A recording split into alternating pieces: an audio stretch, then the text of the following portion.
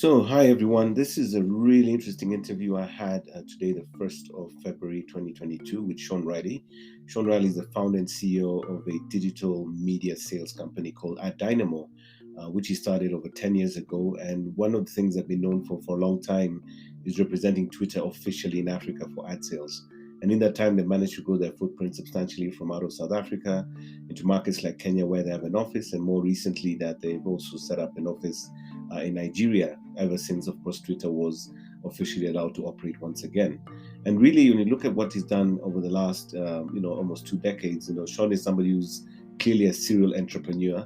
He's done a lot of interesting things. He learned how to code. He worked in banking at some point. But more importantly, we see a situation where, as an entrepreneur, from South Africa and serving predominantly the African marketplace, he managed to gain the interest of the Aleph Group, which is a global and massive digital media sales business, originally from Central America, now operating across the globe. And now, of course, they recently acquired Ad Dynamo, now have a significant footprint across the planet, including Africa. And it looks that basically for Sean Riley, his team, and the rest of the team at Ad Dynamo, this is an opportunity to scale up and to really expand their footprint across Africa, but more importantly, access state-of-the-art technologies, best practices that Aleph Group has, which is a company that I believe is worth over $1 billion. So sit back, enjoy this conversation with Sean Riley and myself here on the podcast known as Pure Digital Passion by Moses Kemibaro. Thank you very much for listening.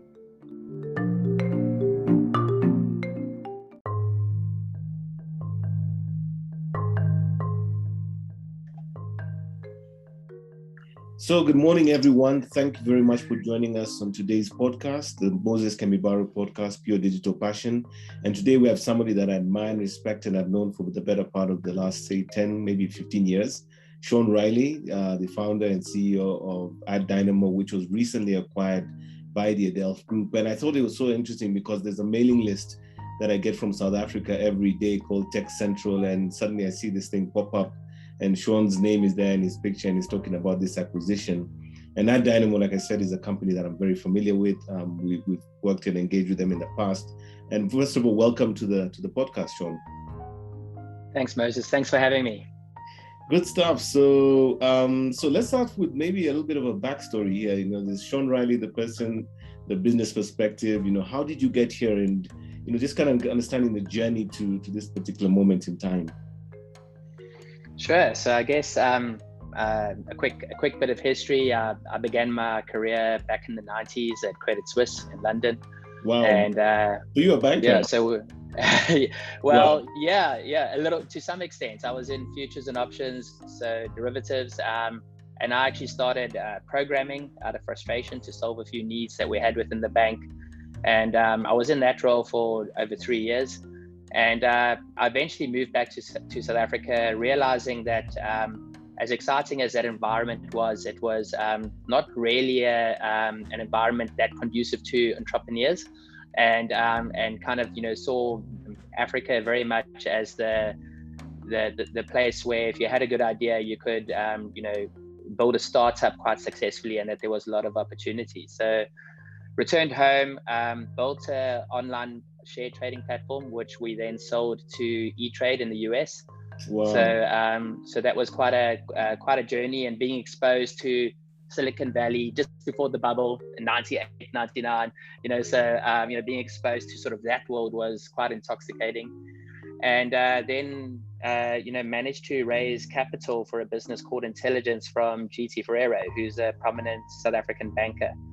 And so we went out, our mandate with that sort of shareholder, it's not the sort of shareholder interested in 10% per year return. He wanted us to go out and build the next big thing.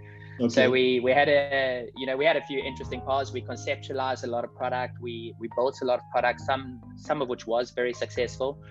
But along the way, we also, I guess, recognized the need to pay the bills. As much as trying to build that big thing, you get to a place where you can't live on shareholder funding forever. So we found that balance between producing a few big things, but also producing a dependable business that could pay its own way.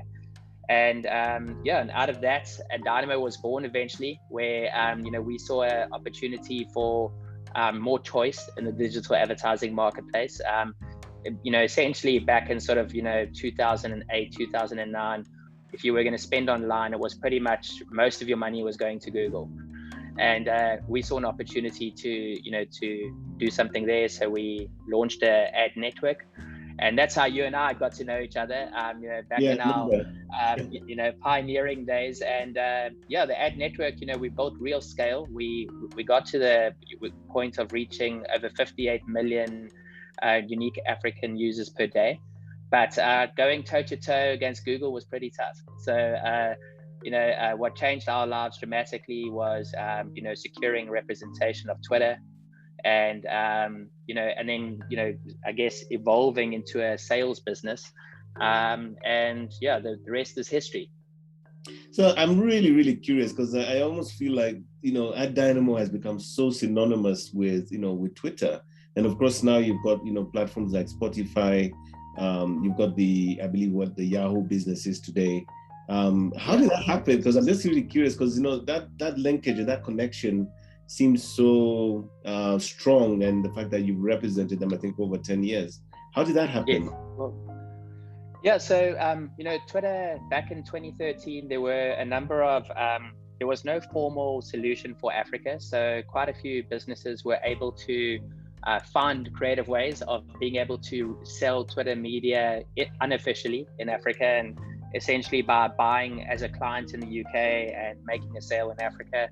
And by the end of 2013, Twitter made the decision that they wanted to formalize that relationship and have one representative that represented Twitter at the same standard that Twitter would in the market. And we were very fortunate to win that pitch.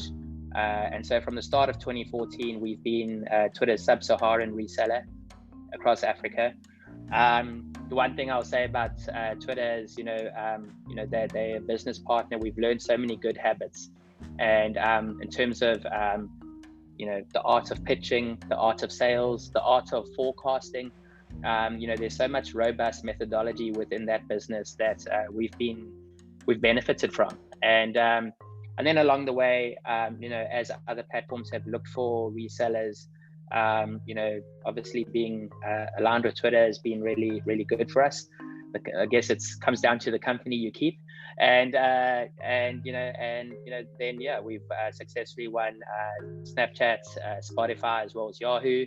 And a little known fact that we don't talk about too often, but we actually also represent Snapchat in Ireland. And that's been that's actually been a really interesting business for us, and I guess quite unexpected for a very African-focused company like ours, but Ireland has actually been a joy to watch the progress there over the past year. So you're not even really domiciled in Kenya, in Africa alone. You're now, working in Europe. I presume you have offices there and everything, right? Yeah. So I guess obviously for Aleph, their key objective is to have a strong presence in Africa through Ad Dynamo. So I would say that is, Africa is very much our day-to-day mandate, and we have a lot of room for growth. We have accelerated growth in our Nairobi office. Our Lagos office is starting to get a re-injection after Twitter has just been reopened again for business. So I would say Africa is still very much our focus, but yes, absolutely, when when an opportunity comes along and it might be a little out of your comfort zone. But for us, Snapchat was a product that we were already comfortable selling. So, we knew the potential of it. And so, Ireland was wasn't a step too far. So here's a question, right? I mean, clearly Ad Dynamo has, done incredible things in the better part of, the last 8 years. Twitter worked with you, I didn't realize it was a competitive bidding process that they selected you. So they saw you the right fit for them. But I guess the big question might also be, what do you think that secret ingredient is? Why do all these different global partners, in the media space, in digital media, see you as the right partner for them in Africa? What do you think the secrets of your success have been to that? So one thing I will say, we learned this the hard way with Twitter. We used to report into a pretty tough taskmaster, but I learned a lot from him. And that I think that the African culture and we sell one relationship, right? We kind of become friends, and then along the way a sale happens out of it. And when we kicked off with Twitter, we would kind of be asked, hey, what's happening to Q1? The numbers don't look great. And I would be, don't worry, we're having great conversations. They might not spend this quarter, but we'll, maybe it'll happen in Q2 or Q3. It'll come good. And then you start to realize, of course, that you are working with listed companies that report to their shareholders on a quarterly basis, and they can't say to shareholders, all's good, the numbers don't look great, but don't worry about it, we're having great conversations. So I think, like, as soon as you develop that appreciation of what your stakeholders' reality is, and you embrace it, and it's still, I always talk about how we have to take new hires through an indoctrination process. Wow. We have to say to them, we're a sales business. We work to, and also, a lot of people hate that word sales. Very often when you hire a salesperson, you can call them anything. You can call them biz dev, account manager, but just don't call them sales. Everyone is so uncomfortable with sales, but the reality is that we all sell. CEOs of businesses, their job is to sell. And the sooner you embrace the notion of sales and the concept of a hard quarterly target, I think that the better off you are. And I guess it's learning to speak the language of those businesses that we represent. So we've had to sort of adapt to say, yes, targets are sometimes awkward and uncomfortable, but we're going to embrace the challenge. And 9 out of 10 times we achieve it. Great stuff. And I guess, this has all been validated clearly by what has happened recently. Ad Dynamo has announced, I think week before last, was acquired by the Aleph Group. I believe prior to that, you were involved with another investor in South Africa. So presumably that was the acquisition that happened there. But maybe you can tell us a little bit more about how that came about, why you opted to go this particular route, and also, what does this mean for the future of Ad Dynamo? Sure. So the investor in South Africa was a venture capital fund called Invariably. And they invested in Dynamo 12 years ago. So for a VC fund, that's a very, very old investment. So, and VCs, they do exist to realize, a capital outcome at some point. They're not value. They call it a liquidity event. Exactly. So they were very patient. 12 years is a long wait. So we actually embarked on a M&A process well over a year ago. And probably one interesting insight is, working with the M&A team added a lot of value. And what it did help us is it helped us to retain focus on running the business and not to stop running the business whilst trying to find an investor. But what is interesting is that so many M&A people will tell you that you very often sell. You'll go through this process, you'll talk to 20 different parties, and you end up selling to the one party that you actually knew right at the beginning. Wow. And that's how it was for us with Aleph. We actually have got to know the guys really well. Being Twitter partners, they also represent Twitter in various markets. So, Gaston, the CEO, his COO, Ignacio, we've broken bread with them many times over the years, at various international Twitter hosted events. So it came full circle. We went through this complicated process and we ended up going with the group that always expressed interest in acquiring us, and also the group of people that we actually knew. Does that mean in some ways that, given that, I think Aleph has been primarily focused on, is it the South American market and that part of the world? And now, obviously through Ad Dynamo, they're in this, part of the world, which is Africa. Is this saying something about the opportunity or the appetite for Africa as possibly a burgeoning, maybe still nascent in terms of the numbers, but, there's some sort of appetite or interest to see where Africa goes in this space? Yeah, so Moses, so Aleph has now, with various acquisitions, got, representation across Eastern Europe, the Nordics, the Middle East. So their reach stretches quite far, but you're quite right. Their roots actually began in Latin America. Okay. But yes, I think businesses are starting to wake up to the opportunity in Africa.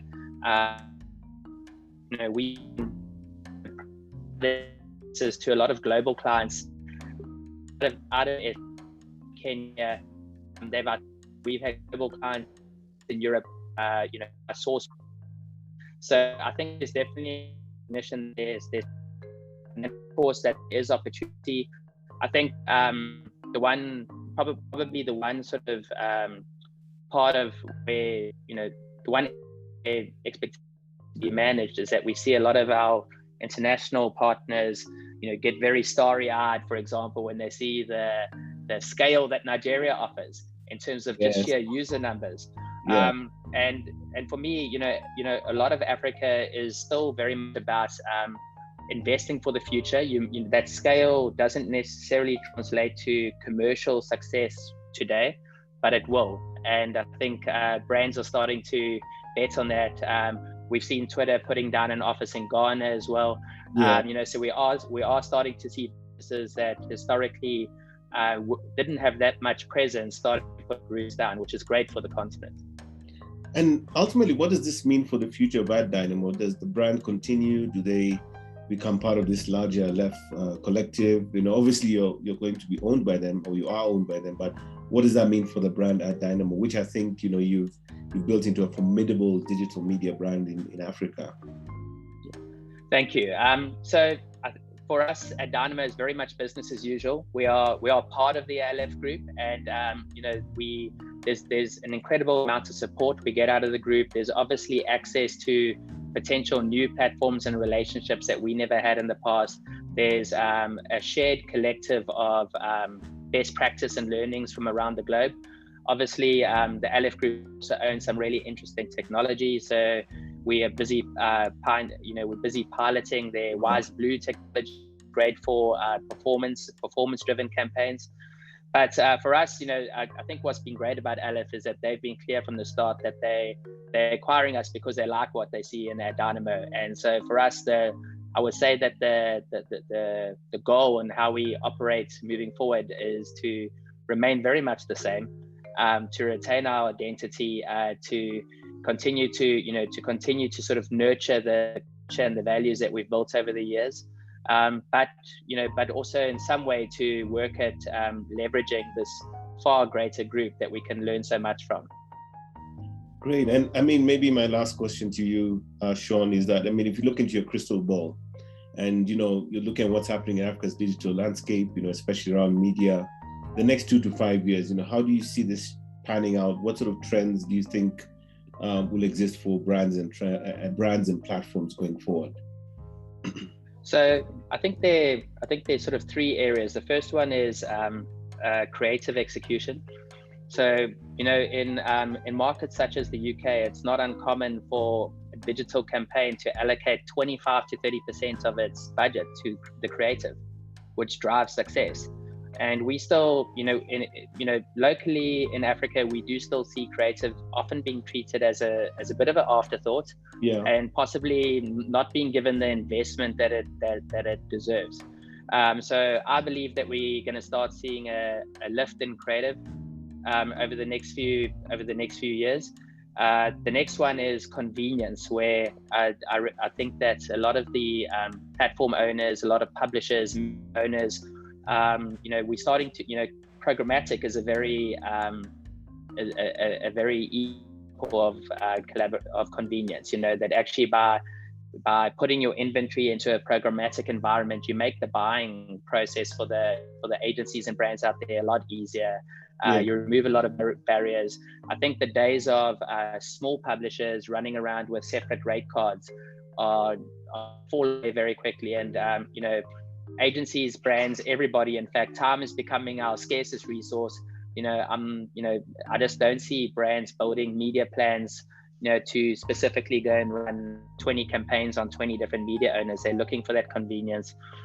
And another way to bring that convenience about is to a bit more co-opetition and collaboration.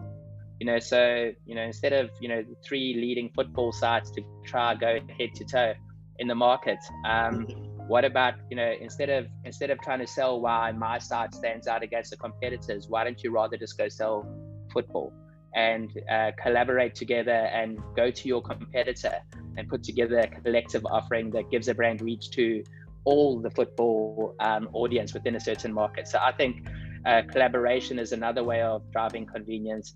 And then the third one is something that Aleph is very passionate about, and that is talent. So, we do know that in the digital sector, we're seeing massive staff turnover because there's a resource shortage. We do see some brands taking some digital skills in-house. So one thing that Aleph is embarked on, and you might have seen that Twitter actually has become an investor in that, is Aleph is launching a global academy that will be a free resource for members of the public who have an appetite to enter into this digital, the world of digital marketing, to skill up to the point that they can go out and find a job. And the beautiful thing about digital marketing, of course, is that it's so fast moving that yes, you can go to an academic institution and some skills to go out into the workplace, but they will never be completely current. And so there's, I believe that, there's still a massive opportunity for individuals to actually self-learn without the formal environment of a university or, institution, and equipped, and possibly even better equipped to enter the workplace. And I think that the skills, injecting skills growth in Africa is going to massive boost and acceleration for the industry. Great, Sean. Thank you so much. I love the thing you said there about the importance of creative and media, meaning that it's not just buying the placement, but what is the quality, what is the messaging, how does it connect to the audience, which ultimately determines the results you get from the media buy. So I think that's a brilliant point that, again, I've been in this space, as you know, and it's always scary to think the kind of creatives sometimes that are run that clearly are not going to convert, clearly are not going to be able to perform well if you're not thinking through the user, thinking through the creative element. And I love the fact that that is one of the key components. But thank you so much, Sean. It's been a pleasure. I want to wish you all the best on this new chapter of your journey with Ad Dynamo and the digital media space in Africa.